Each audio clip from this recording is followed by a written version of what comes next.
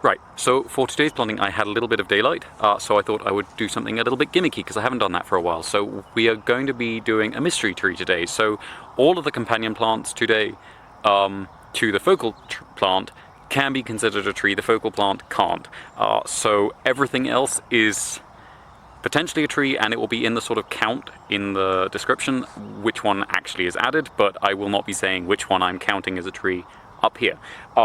So the focal tree today is actually a climber, so we're going to be starting with a nice big piece of the Dracaena fragrans, which this is a particularly long pole because I knew it had to branch, and then when I was digging the hole for this and then watering it, it turns out we are on top of a very old anthill, so I need something that can go down into that collapsed part that I accidentally filled with water and still be well above the ground, so it can support our main plant of today. We're also going to be putting in a nice big piece of Portulacaria afro, which I've taken out from under the bamboo.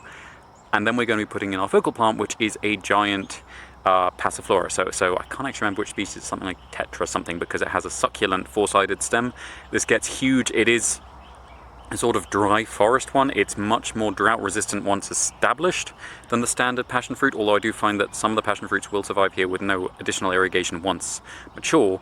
This one, once it's fully mature, provided it has enough light, provided it does get water in the right times of year, is very, very tolerant. It produces a sort of pawpaw-sized fruit. It's milder flavoured to my taste than a passion fruit, but I don't mind that because there's a perfumey edge to normal passion fruit I don't much like. This has a more pineapple-y taste in my experience, which I do like.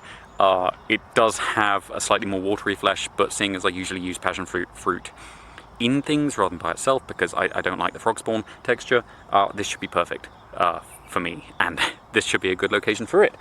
It is in an area which I'm sort of forcing up into forest, which I had originally thought I'd use for row crops a couple of years ago, but I've decided I'm not very good at annuals, so I will stick to perennials and I will turn this into a fruiting forest, and that will be going up and into the canopy. All the trees here should be pretty happy with that. It's very close to Rolf the Revolvia, who will be very, very happy with that because the Revolvias don't really like full sun. He's gone deciduous for now, but they're not really trees at full sun. And then we're going to be finally putting in two more things that could potentially be considered trees, although only one of them really is in a contention because the other one I haven't used as a tree at all this time. So we're going to be putting in a couple of pieces of Euphorbia bicompacta, which is the African milkbush, and then we're going to be putting in Aloe arborescens, and all of those together should form a nice sort of succulent and toxic area around this, which should really limit the sort of damage that gets done to this little vine as it's growing up.